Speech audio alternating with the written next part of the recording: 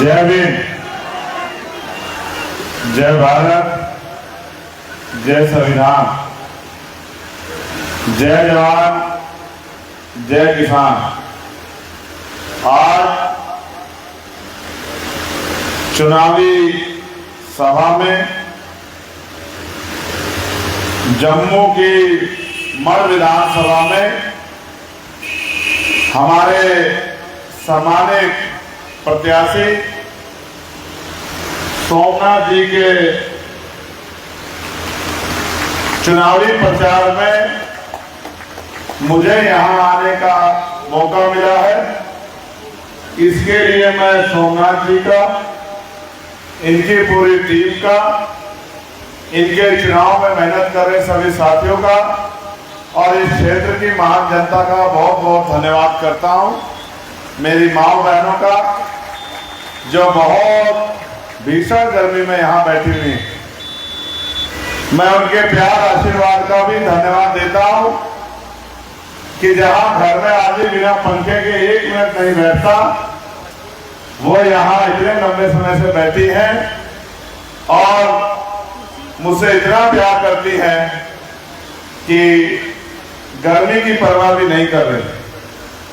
साथ साथ मैं अपनी बात को शुरू करते हुए बहुजन समाज में सभी धर्मों में जन्मे सभी संतों, गुरुओं और महान पुरुषों को नमन करता हूं। आज का ये कार्यक्रम जो 1 तारीख में वोट पड़ेगी, उस विधानसभा मड़ के आधार पर रखा गया है। मैं यहां काम करने वाली हमारी टीम मिशन 78 की भाई जसारत जी, भाई रजत जी, भाई पवन जी, भाई गुलशन जी, भाई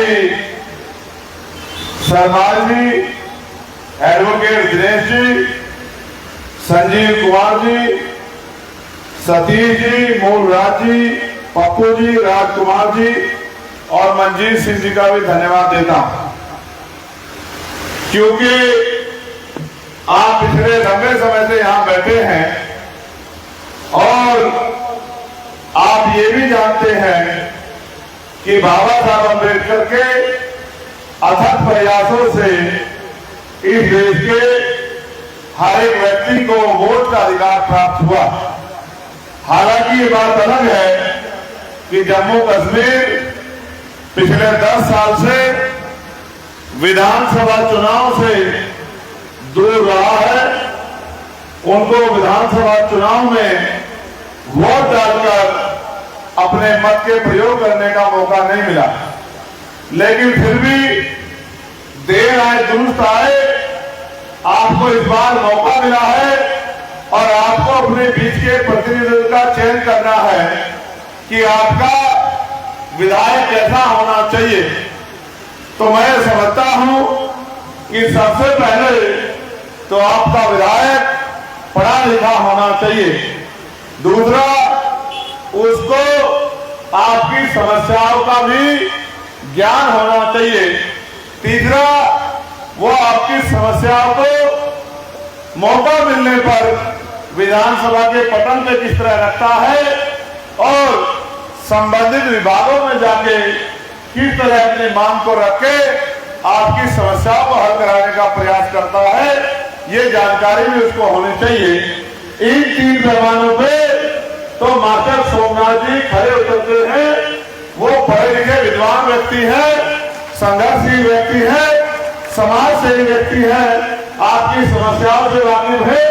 कई समस्याओं उन्होंने मंच के माध्यम से मुझे भी बताने का काम किया और मुझसे उम्मीद की कि चाहे वो स्कूल का मामला हो, एजुकेशन के लेवल पे जिस तरह का डिस्क्रिमिनेशन अमीरों गरीबों के बीच खाई पैदा करके किया गया है कि पैसे वाले लोग तो प्राइवेट स्कूल में अपने बच्चों को पढ़ा सकते हैं और सरकारी स्कूलों की पढ़ाई लगभग शून्य कर दी गई है, तो गरीब मजदूर के बच्चों का क्या होगा, वो कैसे शिक्षा प्राप्त करेंगे।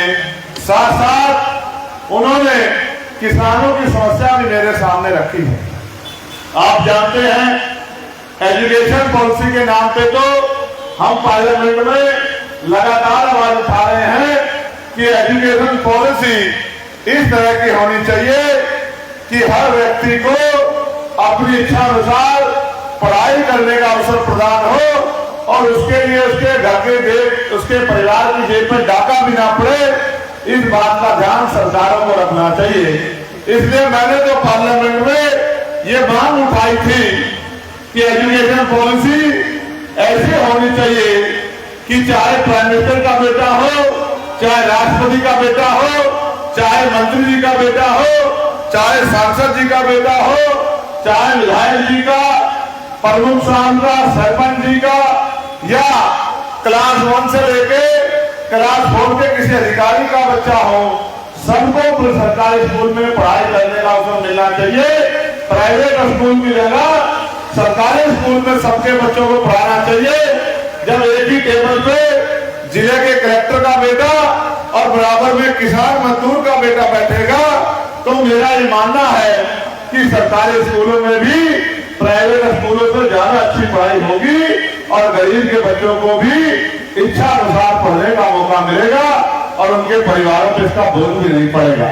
साथ साथ हेल्थ पॉलिसी में भी हमने पार्लियामेंट में इसी तरह की मांग की थी कि हेल्थ पॉलिसी भी ऐसी होनी चाहिए कि सरकारी अस्पतालों में ही सरकारी सुविधा लेने वाले, सरकारी तनख्वाह लेने वाले, सरकारी सुरक्षा लेने वाले लोगों का, उनके परिवारों का इलाज होना चाहिए। यानी कि सोचिए एक अस्पताल में चीफ मिनिस्टर का इलाज भी हो, वहीं बराबर में मजदूर का भी इलाज हो, वहीं बराबर में दूसरे बेड पे किसान का भी इलाज हो। तो अगर ऐसी पॉलिसी बन जाएगी तो मेरा ये मानना है कि फिर सभी को बहुत कम दामों पे बढ़िया से बढ़िया इलाज की व्यवस्था होगी और गरीबों को इलाज की कमी और पैसे की कमी कारण जान नहीं गंवानी पड़ेगी। किसानों की समस्याओं पे हम लोग लंबे समय से सड़कों पे भी जब 13 महीने आंदोलन चला और पार्लियामेंट में भी हम आवाज उठा रहे हैं। साथ साथ बेटियों के सम्मान की रक्षा के लिए और मजबूत कानून व्यवस्था के लिए भी लंबे समय से हम लोग प्रयास कर रहे हैं। सरकार सवाल उठा के सरकारों को जवाबदेही सुनिश्चित करने के लिए उनको मजबूर कर रहे हैं। साथ साथ ग्रामीण क्षेत्रों में खेल को भी, स्पोर्ट को भी बढ़ावा मिले। छोटे छोटे गांव में स्टेडियम बने, लाइब्रेरियां बने कि ग्रामीण प्रतिभा को भी आगे निकल के आने का मौका मिले और उनको भी प्रदेश और राष्ट्र का, देश का गौरव बढ़ाने का अवसर प्राप्त हो। ऐसा भी हम लोग लगातार प्रयास कर रहे हैं। लेकिन सामान्य साथियों, मेरी माँ बहनों, नौजवान साथियों, बुजुर्गों, ये तभी संभव है जब आप बड़ी बड़ी पार्टियों को रिजेक्ट करके काम करने वाले लोगों को, जिस तरह से हमारे नगीना के लोगों ने मुझे मौका दिया था, इसी तरह से आप लोग भी भाई सोमनाथ जी को मध्य विधानसभा से एक एक कीमती वोट केकरी के निशान पर डालकर कामयाब करके विधानसभा भेजे। तभी ये मेरे द्वारा बताई गई पॉलिसियों पे सरकार का ध्यान आकर्षित करके इन पॉलिसियों को लागू करा के आपके बच्चों का बेहतर भविष्य बनाने का काम करेंगे। साथ साथ बेरोजगारी की समस्या यहाँ भी है। कल शाम भी मुझे बहुत सारी माएं मिली थी, बहनें मिली थी, बच्चियां मिली थी, नौजवान मिले थे और उन्होंने मुझसे कहा, माँ ने मुझसे कहा कि हमारे लिए पढ़े लिखे बच्चे और बच्चियां बेरोजगार घूम रहे हैं, आप प्रयास करो कि इनको रोजगार मिले। मैं आपको विश्वास दिलाता हूँ कि अगर आप सोमनाथ जी की मदद करते हैं तो सोमनाथ जी विधानसभा में जाकर यहाँ के बच्चों के रोजगार के लिए सवाल खड़ा करेंगे, बैंक लोग भरवाने का काम करेंगे, उद्योग धंधे लगवाने का काम करेंगे, कुटीर उद्योग लगवाने का काम करेंगे और गांव में रहने वाली महिलाओं को, बेटियों को और नौजवान साथियों को रोजगार दिलाने का काम करेंगे। साथ साथ लोन की प्रक्रिया को आसान करवा के ग्रामीण क्षेत्रों में भी छोटे कुटीर उद्योग के जरिए रोजगार की व्यवस्था बनाने में कामयाब होंगे। सम्मानित साथियों, ये वोट हमें आसानी से नहीं मिला, इसके लिए बाबा साहब अम्बेडकर के 4 बच्चों को अपना जीवन जो है अर्पित करना पड़ा, और बाबा साहब के बाद माननीय काशीराम साहब ने भी अपना पूरा जीवन अर्पित किया, तब जाके हमें वोट का अधिकार और वोट का प्रयोग करने का मौका मिला। लेकिन लंबे समय से हम कभी किसी दल को और कभी किसी दल को वोट देते हैं, फिर बाद में 5 साल पछताते हैं कि हमारी बात तो कोई सुनता ही नहीं है। जो लोग हजारों साल से आपकी बात नहीं सुनते आए, वो अब आपकी बात क्या सुनेंगे। अगर आपको अपनी बात सुनवानी है तो अपने बीच के लोगों को वोट की ताकत देनी पड़ेगी और अपनी सेवा करने का मौका देना पड़ेगा। साथ साथ आप ये भी समझिए, आपके पास जिस तरह से अगर आप 10 रुपए का सामान खरीदते हो और वो सामान खराब निकल जाए, तो आपके पास ऑप्शन है कि आप दुकान पर जाकर भी शिकायत कर सकते हैं, और अगर शिकायत नहीं सुनी जाती तो कंज्यूमर कोर्ट में जाकर भी अपनी अपील दाखिल करके अपने मुआवजे की व्यवस्था कर सकते हैं। लेकिन यहाँ राजनीति में उल्टा है, आपने किसी को वोट दी, उसने आपसे बहुत सारे वादे किए, वादे पूरे नहीं किए, तो ज्यादा से ज्यादा आप उसके खिलाफ वोट कर सकते हैं, इसके अलावा कोई रास्ता आपके पास नहीं है। इसलिए पुरानी गलतियों को दोहराओगे तो वही मिलेगा जो मिलता रहा है। इसलिए मैं आपसे अपील करता हूँ कि जिस तरह से आप सामान खरीदने जाते हैं और 10 रुपए के सामान को भी 3-4 बार चेक करते हैं कि ये सामान खराब तो नहीं है, सामान एक्सपायर तो नहीं हो गया, सामान का पैकेट पुराना तो नहीं है, माल पूरा तो है या नहीं है। जब 10 रुपए के सामान में सोच विचार करते हो तो करोड़ों रुपए से कीमती वोट डालने जाते हो तो भी सोच विचार करना चाहिए। जिसको वोट दे रहे हैं, क्या ये आपकी वोट के काबिल है, क्या ये आपकी वोट का सही प्रयोग करेगा, या दूसरे नेताओं की तरह अपने और अपने परिवार भ्रष्टाचार के बारे में, अब भ्रष्टाचार को सुनिश्चित करके अपने अपने बारे में सोचेगा। ये तो हमारे हाथ में है, हमारे फैसले ही जम्मू का भविष्य तय करेंगे, कश्मीर का भविष्य तय करेंगे। और अगर आप जिम्मेदारी से मेरी बात मान लो और जितनी संख्या में यहाँ उपस्थित हो, मैं भी हाथ जोड़ते जोड़ते यहाँ तक पहुंचा हूँ। मैंने लोगों से अपील की, मुझे सभा में जाने दो। गांव के बाहर बड़ी संख्या में हमारे लोग जुटे हुए थे और अभी भी जाम लगने की वजह से सब लोग यहाँ नहीं पहुंच पाए हैं। अगर आप सब लोग मेरी बात मान लो और आपकी जेब में जो फोन है इसका प्रयोग करके अपने दोस्तों, साथियों, रिश्तेदारों तक ये अपील खुद से करने लग जाओ कि हमें मध्य विधानसभा में भाई सोमनाथ जी को वोट करके 1 तारीख को केसरी का बटन दबाना है। तो मैं विश्वास से कहता हूँ, आपकी मेहनत के आगे कोई काम मुमकिन नामुमकिन नहीं है।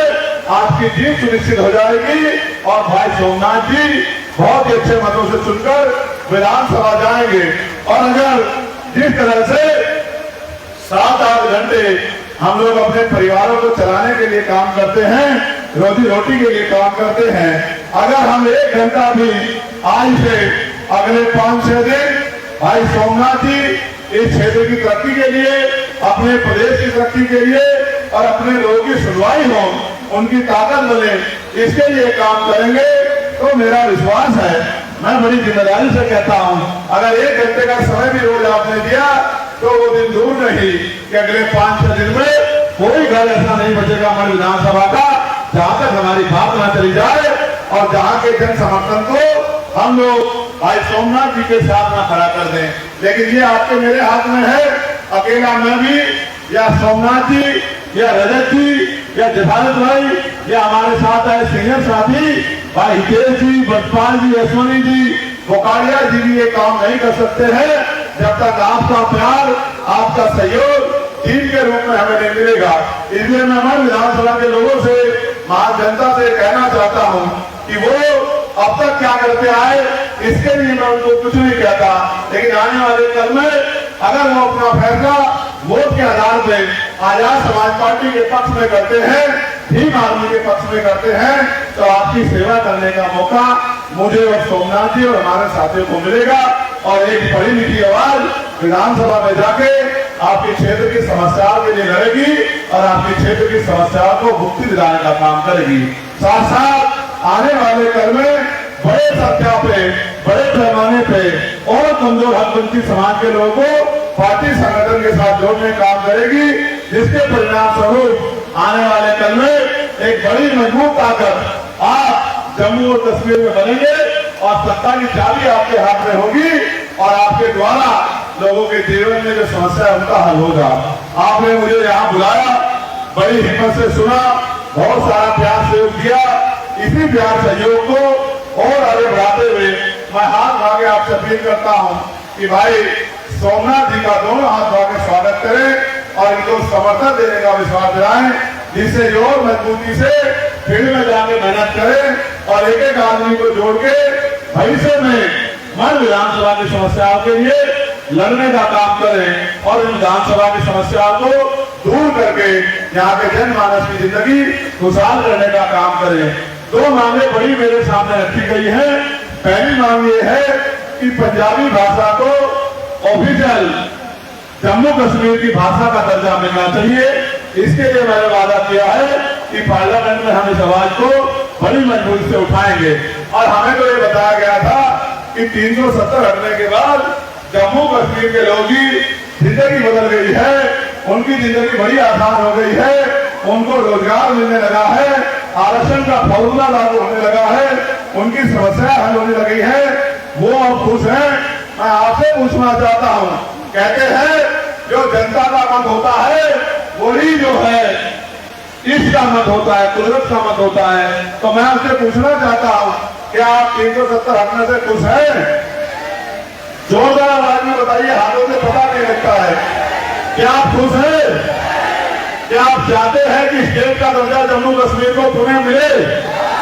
तो भाई मैं तो दिल्ली में बैठ के सोचता था कि भाई ये तो सरकार ने जनता के हितों का काम वहां कर दिया। मुझे क्या पता था कि दिल्ली में बैठे लोग आपके हितों का नहीं, अपने और अपने पूंजीपति हितों के साथियों का ध्यान रख रहे हैं। इसलिए मैं आपसे अपील करूंगा कि किसी पार्टी को आगे बढ़ाने से अच्छा है खुद को आगे बढ़ाओ। भाई सोमनाथ जी आगे बढ़ेंगे तो आप सब लोग आगे बढ़ेंगे, आप सब लोग आगे बढ़ेंगे तो जम्मू आगे बढ़ेगा, जम्मू आगे बढ़ेगा तो जम्मू देश का बहुत मजबूत हिस्सा है, देश आगे बढ़ेगा। और मैं आपकी मांगों के साथ खड़ा हूँ। बहुत बहुत धन्यवाद, आपने इतना प्यार आशीर्वाद दिया, इसके लिए मैं आपका आभारी हूँ। आप सबका धन्यवाद करता हूँ। जय भीम, जय भारत, जय संविधान, जय मंडल, जय जोहार, जय जवान, जय किसान। मंडल विधानसभा की जनता जिंदाबाद, यहाँ के बेहतरीन प्रत्याशी जिंदाबाद, यहाँ की पूरी टीम जिंदाबाद। आगे मजबूती से काम करके एक एक वोट को तैयार करके अपना और अपने बच्चों के भविष्य का फैसला अपने हाथों में लो। कठपुतली मत बनो, किसी के भरोसे मत रहो। समस्या आपकी है तो आपको लड़ना पड़ेगा और अगर आप नहीं लड़ोगे तो कोई नहीं लड़ेगा। एक बेहतरीन संचालक के तौर पर एक मजबूत साथी और यहाँ थे, मैं इनका भी धन्यवाद करता हूँ और उपस्थित महान जनता का दोनों हाथ जोड़कर धन्यवाद करता हूँ। बहुत बहुत धन्यवाद। जय हिंद, जय भारत।